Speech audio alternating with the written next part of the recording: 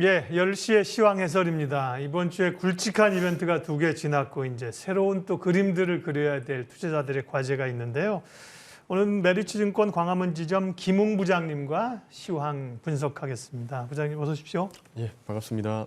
주제 한번 보겠습니다. 예, 연말 랠리 산타클로스를 기다렸는데 어제 이제 연준의 제롬 파월의 발언이 강해서 뭐 산타클로스가 아니라 한 언론에서는 뭐 스크루지라고 표현을 했던데요. 그만큼 이제 두 가지 이슈들이 사실 CPI는 생각보다 좋게 나왔는데요. 네, 맞습니다. FOMC 이후에 발언이 좀 강경해서 어제 있었던 올해 마지막 FOMC 김웅 부장님은 어떻게 해석하고 계세요? 저희가 이제 보는 FOMC에서 가장 주목할 점은 점도표였다고 생각을 그렇죠. 합니다. 예. 예, 점도표가 9월과 크게 달라진 점이 9월만 하더라도 내년에 대한 금리 상단을 5% 이상으로 보시는 분들이 안 계셨는데 네.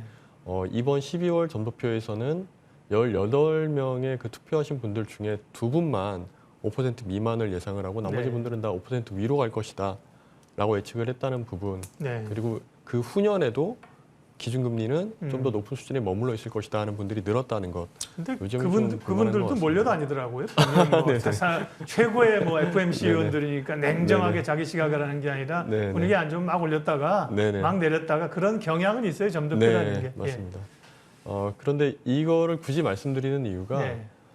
지금 저희가 바라보고 있는 게 금리 피크아웃에 대한 기대감이 시장에 어느 정도 선반영 되는 국면에서 이게 조금 중단되어 있는 상황이거든요. 예. 그러다 보니까 이에 대한 기대감이 추가적으로 더 반영될 수 있을 것인가 아닌가에 대한 그 부분이 좀 궁금하실 것 같은데요.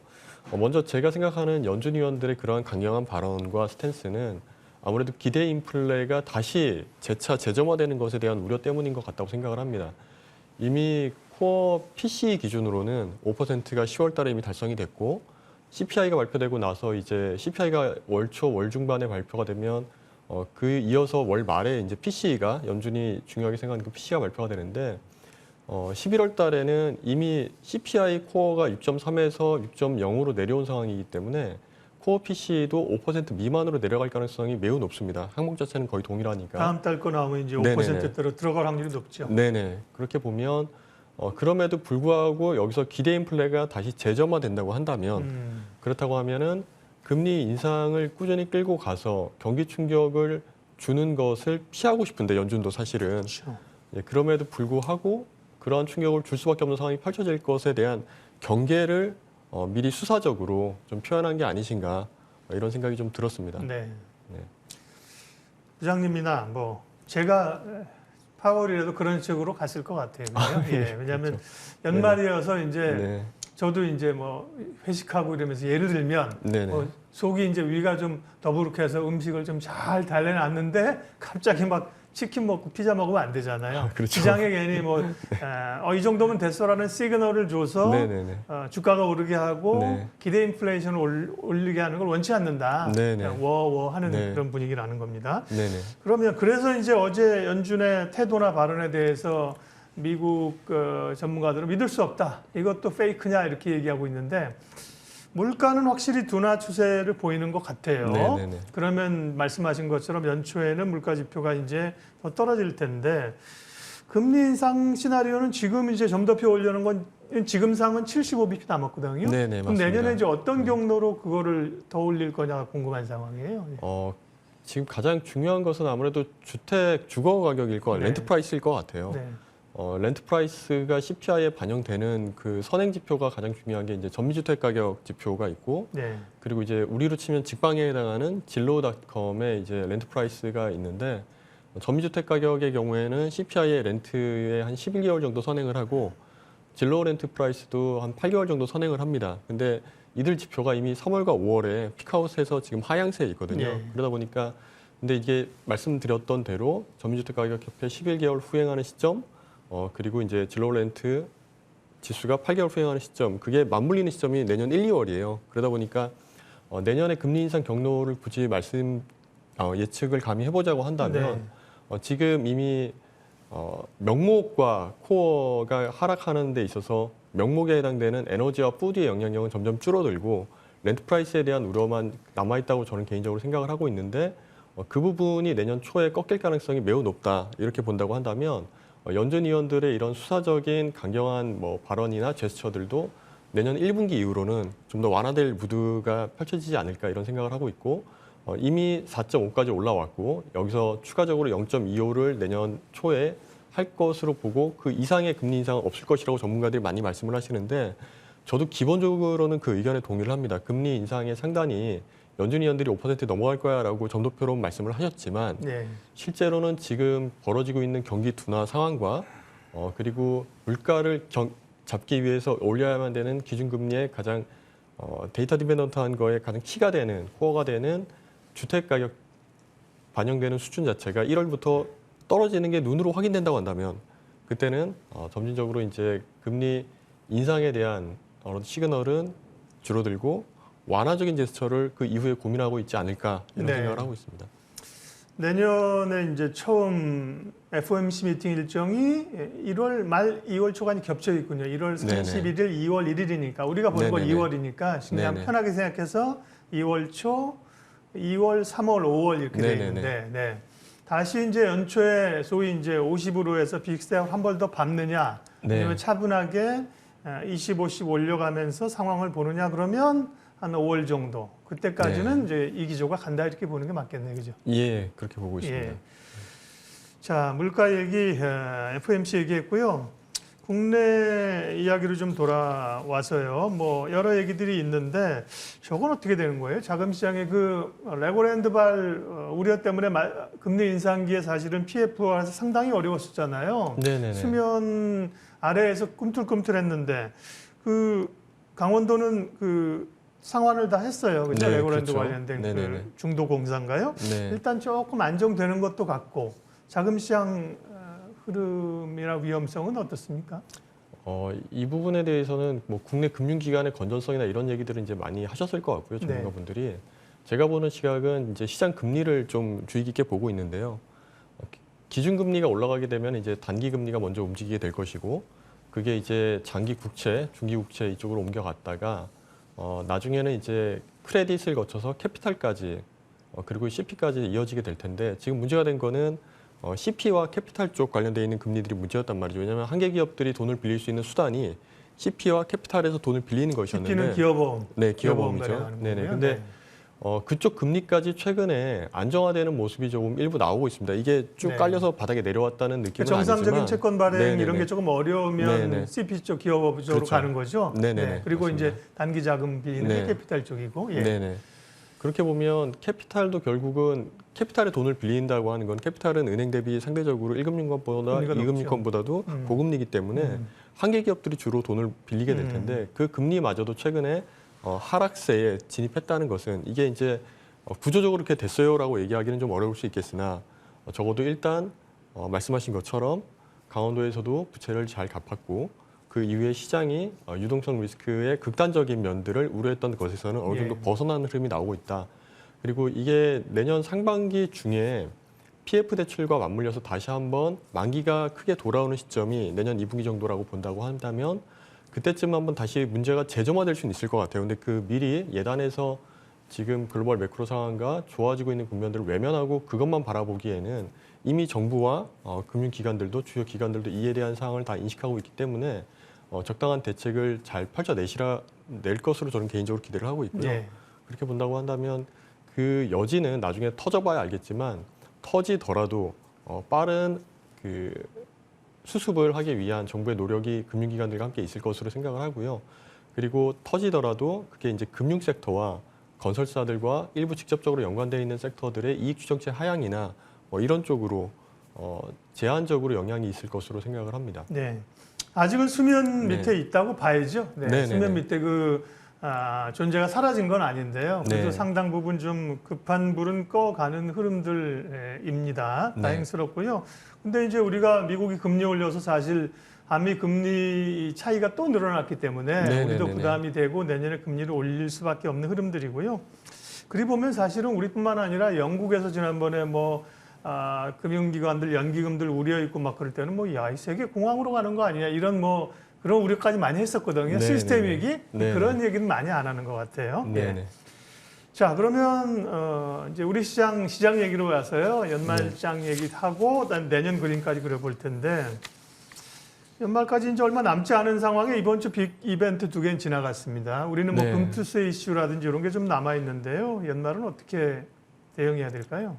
연말에 지금 지수가 2,400이다라고 한다면 네. 저는 이제 그 시장에 대한 판단, 시장이 어떻게 흘러갈까를 예상을 해보고 거기에 대응을 할 때 가장 중요하게 생각하는 게 지금 좋아진 것을 선반영했는지 나빠진 것을 선반영하고 있는지 그에 대한 판단을 하고 좋아진 쪽을 선반영했다고 한다면 여기서 더 좋아질 것이 무엇이 있는지 얼마나 좋아질지에 대한 고민을 하고 반대로 나빠진 것을 선반영해서 주가가 하락해 있다고 한다면 여기서 더 나빠질 것이 무엇인지 그게 더 얼마나 나빠질까에 대한 고민을 해보곤 합니다.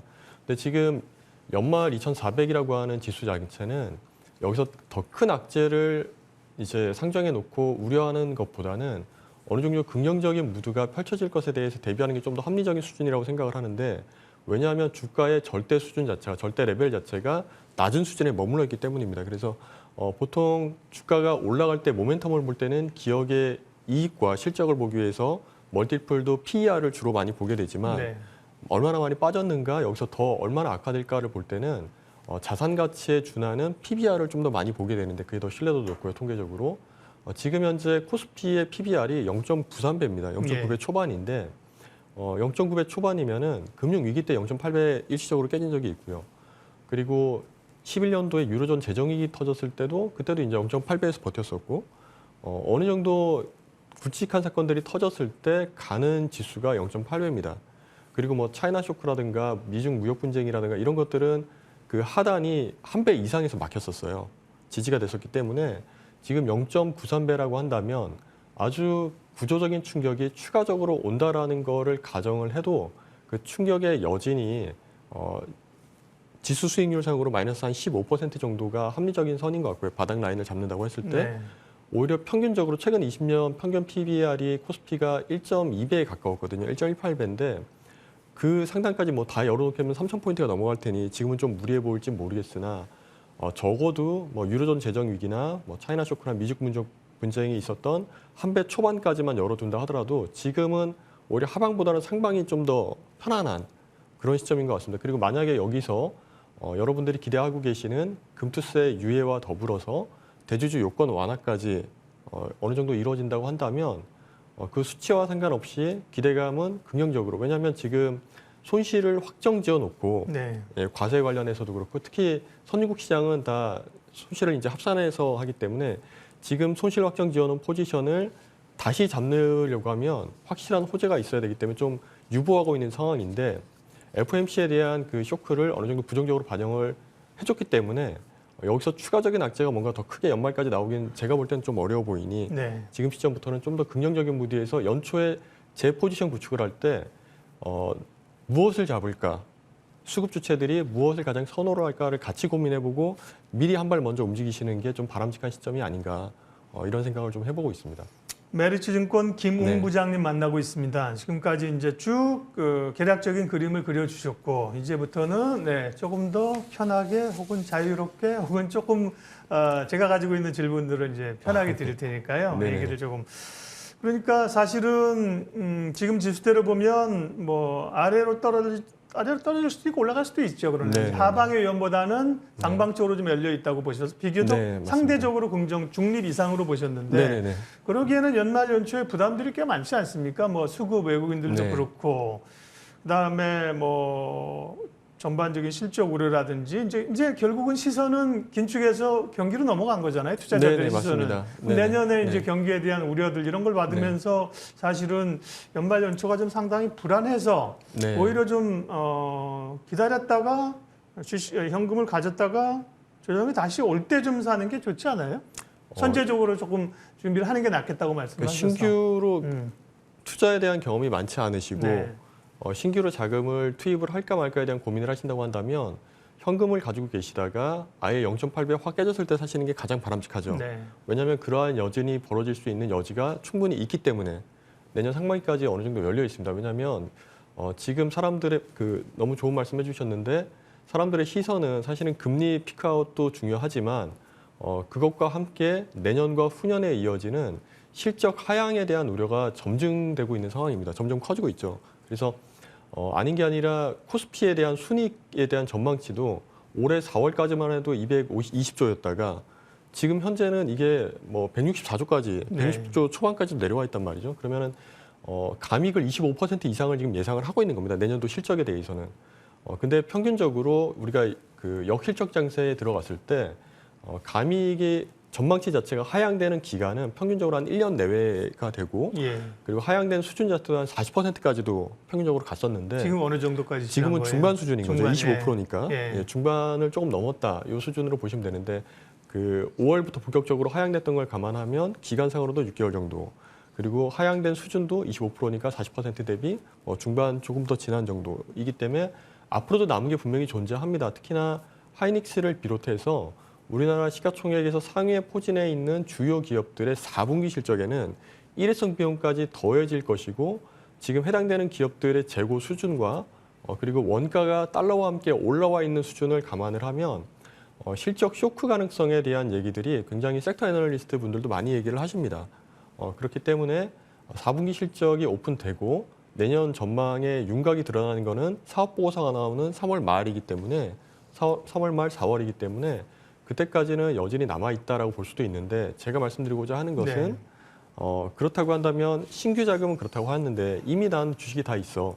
여기서 물린 상태에서 다 버티고 줄여. 할 것이냐, 다 줄일 것이냐, 아니면은 여기서 리밸런싱을 할 것이냐, 네. 다른 새로운 시도를 할 것이냐라고 했을 때 제가 볼 때는 뭐 EV/EBITDA나 PBR이나 아니면은 개별 모멘텀을 가지고 있는 기업 중심이라고 한다면 유지하셔도 괜찮다. 네. 저도 개인적으로 그렇게 포지션을 가지고 있고요.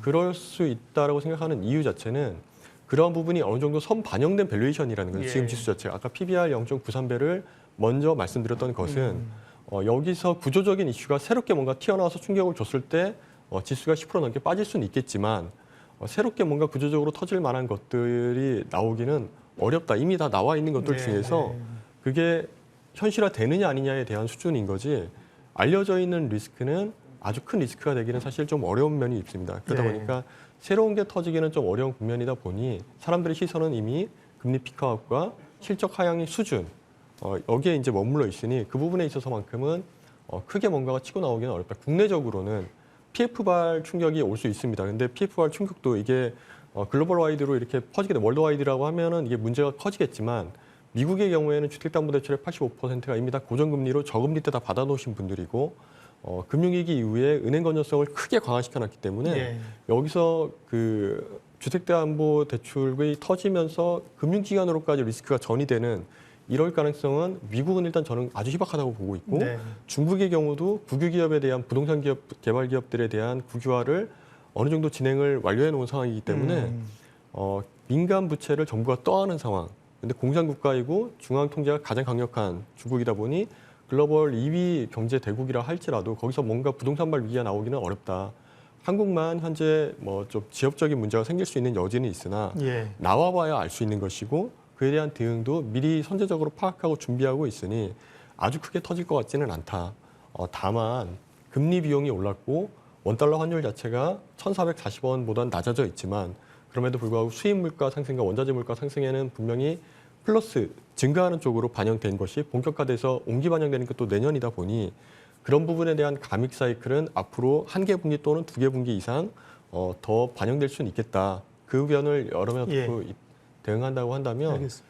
저평가된 것, 실적 모멘텀이 있는 것, 그럼에도 불구하고 성장할 수밖에 없는 기업들 알겠습니다. 선별하면 좋은 기회가 있지 않을까. 네. 제가 이렇게 좀 도발적으로 여쭈니까 이 말씀을 막 그래서 좋습니다. 이제 항상 이제 반대편의 얘기를 듣고 싶은 거니까요. 보기에는 김 부장님이 굉장히 차분해 보이시는데 내면적인 성향은 상당히 투자에는 앞서가시는 공격적 스타일입니다. 네. MBTI 해보면 차분한 사람이 꼭 I가 나오는 게 아니에요. 방향이 E가 나올 수도 있고. 그렇죠. 항상 이제 먼저 가야 되는 게 투자자의 이제 급선무인데 쫓아가면 절대 수익을 못 내는데 리스크가 도사리고 있기 때문입니다. 자, 그러면 내년에 대한 그림도 이제 앞서 뭐 PBR 기준으로 해서 어느 정도 다 얘기를 하신 것 같고요. 그럼 이제 어떤 컨셉이나 전략이나 이제 집중해서 내년을 갈 것이냐 그런 얘기를 좀 해주세요. 어떤 뭐 섹터 내지는 스타일 쪽이 네. 좋은지. 지금 뭐 딥밸류에 대한 얘기를 먼저 드리고 싶어요. 제가 안 그래도 PBR을 들고 온 이유 자체가 신규 자금을 투자하시는 분들이나 기존에 있는 자산에 대한 리밸런싱을 고민하시는 분들이 확실한 것이 느리게 갈 것, 확실하고 무거운 게 느리게 갈 것 같지만 너나 할 것 없이 우려가 불거져 있는 상황에서는 확실한 게 오히려 더 빨리 가는 경향이 예. 있었습니다. 그게 제가 대표적으로 경험했던 게 16년도에 삼성전자 같은 외국인들의 보유 비중이 현저히 낮은 상황에서 반도체 사이클, 실적 사이클이 돌아가기 1년 반 전부터 주가가 움직이기 시작하더니 네. 나홀로 가서 삼성전자 없이는 펀드 매니저들이 너무나 힘드셨던 시기가 그때 있었는데 16, 17에 있었는데 그렇듯이 지금 현재 반도체는 삼성전자가 주도하는 치킨 게임에 들어섰습니다.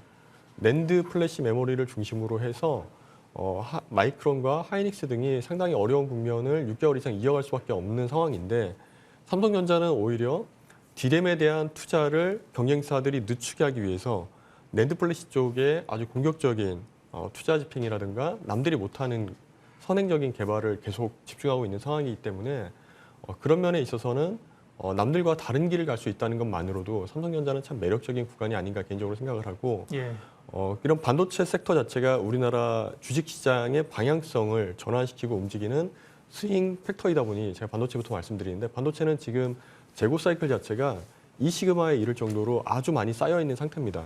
출하량은 줄어들고 수요는 경제 상황 속에서 줄어들었는데 가격은 떨어졌고 그럼 여기서 투자를 줄여야만 하는데 오히려 삼성전자는 경쟁사와는 다르게 투자를 그대로 전년과 같이 집행을 하는 그런 상황이다라고 한다면 주가가 이미 그런 것들을 선반영해서 밸류에이션 자체가 지금 PBR이 삼성전자도 1.3배에서 1.8배 그 사이를 주로 움직이는데 1.3배 언더로 지금 떨어져 있어요. 예. 그러다 보니까 이런 상황이다라고 한다면 중장기적인 관점에서는 삼성전자가 그렇게 멀지 않은 시일 내에 치킨 게임이 그렇게 길어질 것 같지 않아요. 왜냐하면 상대를 죽이고자 하는 게 아니라 세 개밖에 없는 메모리 반도체 회사, 디램 반도체 회사 중에서 예. 나머지가 초격차를 줄여오니까 그걸 줄이지 못하게 다시 벌리는 선에서 마무리할 거기 때문에 ETF라든지 삼성전자 같은 아주 우량한 대기업이라든지 이런 쪽으로 네. 투자를 가져가신다고 한다면 연간 기준으로는 아주 따뜻한 한 해가 시장은 별로일지 몰라도 네. 펼쳐질 수 있지 않을까 개인적으로 좀 생각을 네, 해봅니다. 알겠습니다.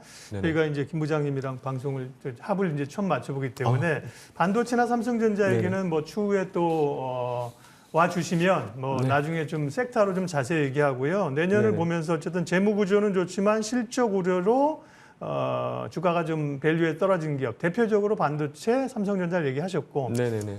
그러나 삼성전자 지금 내년에 그 좋다고 해서 사실은 새로 사실 분들은 많지는 않을 거예요. 이제 그렇죠. 가지고 계신 분들은 네네네. 그래도 기다리면 되겠구나 네네네. 이렇게 생각할 건데 반도체 말고 또 좋게 보시는 뭐 섹터나 스타일 조금만 더 얘기해 주고 가세요. 네. 세트 간략하게. LG전자도 좋습니다. LG전자 네. 에비타가 연에 7조 초반인데 내년에도 네. 7조 초반이고 근데 한 물류비만 한 5조 원 정도를 써요. 네. LG전자가. 근데 세트 부피가 크니까 운송비가 많이 들어가는데 근데 물류비가 지금 급등했던 게 바닥으로 고꾸라져 있습니다. 그렇게 되면 물류비에서만 네. 에비타 서프라이즈가 나올 수 있는 기업 개인적으로 좀 기대를 하고 있고 저희 리서치 하우스에서도 매우 좋아하는 선호하는 기업입니다. 그리고 자동차 섹터에서는 전기차에 대한 눈높이가 많이 지금 낮아지고 있는데 테슬라 때문에 오히려 만도 같은 기업들은 실적 전망 자체가 상향되고 있고 삼성 SDI 같은 경우에는 테슬라의 4680 대응을 추가적으로 LG 엔손과 이어서 하기 때문에 네. 4분기 실적에 대한 우려가 LG 에너지 솔루션은 좀 많은데 SDI는 그런 우려가 별로 없거든요. 오히려 상향되고 있으니 이런 기업들 보시면 개인적으로도 단기도 좋고 중장기로도 좋지 않을까 이런 기대를 하고 감사합니다. 있습니다. 오늘은 이제 전반적인 큰 그림을 그리는 시간이어서요. 추후에 이제 또 저희는 모시고 싶은데 기회를 주시면 또 구체적인 기업이나 섹터에 관한 이야기 이어가겠습니다. 메리츠증권 광화문 지점 김웅 부장님 오늘 함께했습니다. 고맙습니다. 감사합니다.